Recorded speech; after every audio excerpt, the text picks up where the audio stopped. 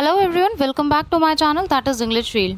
Friends, आपके जो PGT का रिज़ल्ट आया है उसके बाद में बहुत सारे क्वेश्चंस आए कि पीजीटी की मेरिट को देखते हुए, मतलब जितने भी क्वेश्चंस पे सिलेक्शन हुआ है, लिस्ट में नाम आया है, तो उनको देखते हुए टीजीटी की मेरिट हाई जाएगी। ख़ास तौर से ईडब्ल्यूएस कैटेगरी को लेके ज़्यादा ये कन्फ्यूजन्स हैं कि इसके अंदर हाई जाएगी और जनरल की लो जाएगी।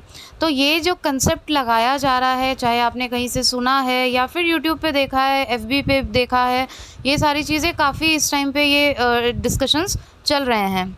तो आज उन्हीं सारी चीज़ों के बारे में बात करेंगे, क्योंकि कहीं ना कहीं एक काफ़ी स्ट्रेस बन गया है माइंड में। जिनका टीजीटी का अच्छा एग्ज़ाम हुआ है वो लोग भी बहुत ज़्यादा स्ट्रेस में हैं कि पता नहीं 100 पे भी हमारा होगा या फिर नहीं होगा। ठीक है, तो पीजीटी की क्या कट ऑफ रही, कितने क्वेश्चंस पे कॉल आई, लास्ट टाइम क्या थी, सारी चीज़ों पे हम लोग डिस्कशन करेंगे। और कहीं ना कहीं by the end of the video आपको ये पूरी तरीके से संतुष्टि हो जाएगी कि जो स्ट्रेस आपके माइंड में बना हुआ है उससे आप बाहर आ जाएंगे। तो आइए हम देखते हैं एक्चुअल में कंडीशन है क्या।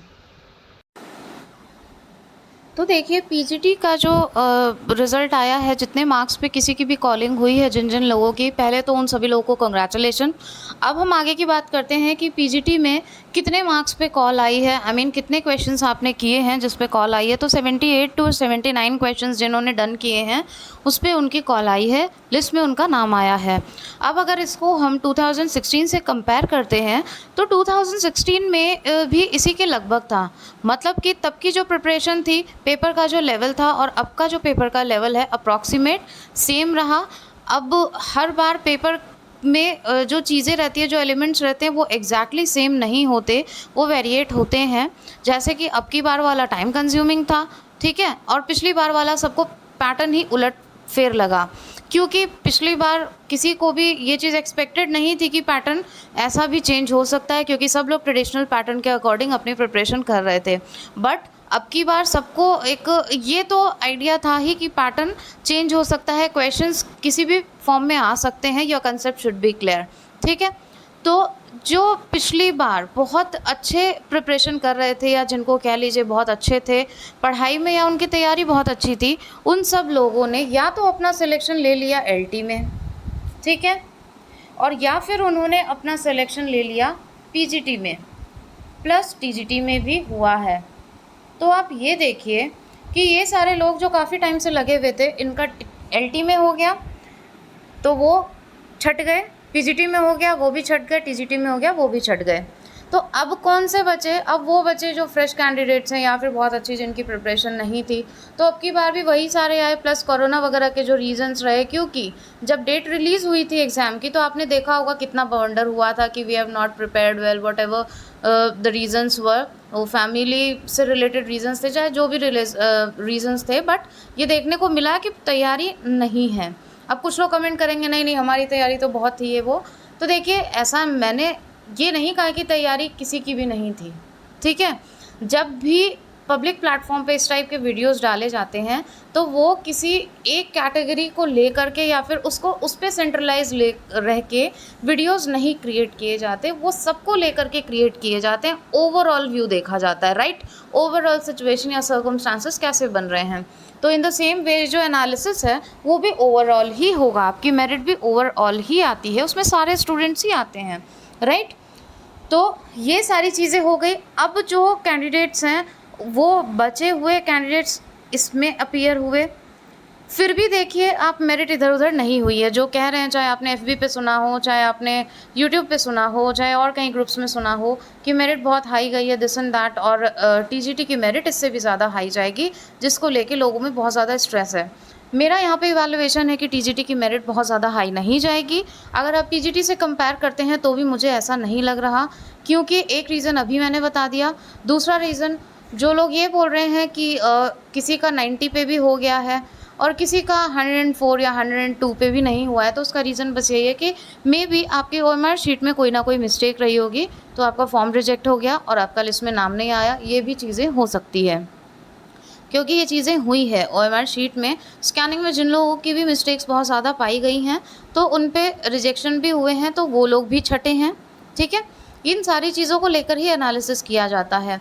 तो ये एक रीज़न आपका रह सकता है। अब बात आती है ईडब्ल्यूएस मैटर की और जनरल कैटेगरी की। बहुत से लोग बोल रहे हैं कि ईडब्ल्यूएस की मेरिट तो हाई चली गई है और जो जनरल की है वो लो रहेगी, तो ऐसा नहीं है। जनरल की मेरिट जहाँ पर एंड होगी वहीं पे उसके बाद से ही तो आपका ईडब्ल्यूएस का जो 10% सीट है उसके अकॉर्डिंगली जितनी भी उसके क्राइटेरिया में आती है वो सारी चीज़ें फ्रेम होगी। तो मेरा जहाँ तक मानना है वो मेरिट बहुत ज़्यादा हाई तो नहीं जाएगी, क्योंकि बहुत से ऐसे मैसेजेस आ रहे हैं 95 वाले भी बहुत ज़्यादा परेशान हैं। मैंने प्रीवियस वीडियो में ही बता दिया था कि 95 वालों को तो परेशान होने की बिल्कुल भी ज़रूरत नहीं है, क्योंकि अगर हम बात करें कि लास्ट टाइम 2016 में आपकी टीजीटी की मेरिट क्या गई थी, 2016 में अगर हम देखते हैं तो टीजीटी की जो आपकी थी उसका जनरल कैटेगरी का सिलेक्शन हुआ था 85 पे। 84 भी मुझे सुनने में मिला है, बट 85 के लिए आई एम श्योर 85 पे सिलेक्शन हुआ था। तो अब इससे ज़्यादा जाना तो मुझे नहीं लग रहा, क्योंकि सबसे बड़ी बात सीट अवेलेबिलिटी पे भी बहुत ज़्यादा चीज़ें डिपेंड करती है। अगर आप सीट देखें तो 16 के कंपैरिजन में अब की बार सीटें बहुत ज़्यादा हैं, ठीक है। तो ये भी एक बहुत ज़्यादा एम्फेसिस देने वाला मैटर हो जाता है कि सीट्स भी ज़्यादा हैं तो भी मेरिट हाई नहीं जाएगी। फिर प्रिपरेशन को लेकर भी है, सिचुएशन भी ऐसी थी, तो कई सारी चीज़ें बनती है जिनको देखा जाए तो मेरिट हाई नहीं जानी चाहिए। बाकी जहाँ तक कैटेगरी का सवाल है तो यहाँ पे आपको चाहे एससी हो, ओबीसी हो, जनरल हो, ईडब्ल्यूएस हो, पीएच कैटेगरी हो, सभी को आप लोगों को सीधा सीधा लाभ मिलेगा। इसका आरक्षण का भी आपको सीधा सीधा लाभ मिलेगा। ऐसा नहीं है कि कैटेगरी का जो है आपको लाभ नहीं मिलेगा, बिल्कुल मिलेगा। आपका रिजल्ट डायरेक्टली ऐसे ही आएगा। बहुत सारे लोग बोल रहे हैं कि इससे कोई नहीं फ़र्क पड़ता, सब कुछ मिक्सअप हो जाएगा, तो टीजीटी में ऐसे मिक्सअप नहीं होगा। बाकी तो देखिए डेफिनेट तो जो आपको आंसर चाहिए वो मैं नहीं दे सकती हूँ, क्योंकि जो भी होगा वो आगे जब तक आपके सामने चीज़ें एकदम क्लैरिफाई नहीं हो जाती आयोग की तरफ से तब तक 100% तो कुछ भी नहीं कह सकते, बट अप्रॉक्सीमेट आइडिया हम लगा सकते हैं। तो जो लोग भी बहुत ज़्यादा स्ट्रेस आउट हैं उन लोगों को बहुत ज़्यादा स्ट्रेस लेने की ज़रूरत नहीं है।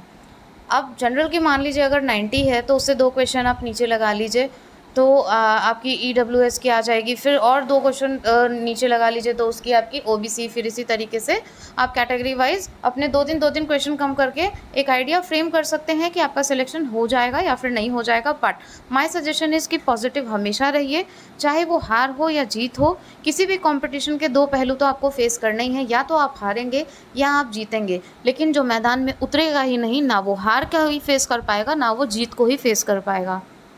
इसलिए होपलेस होने की ज़रूरत नहीं है।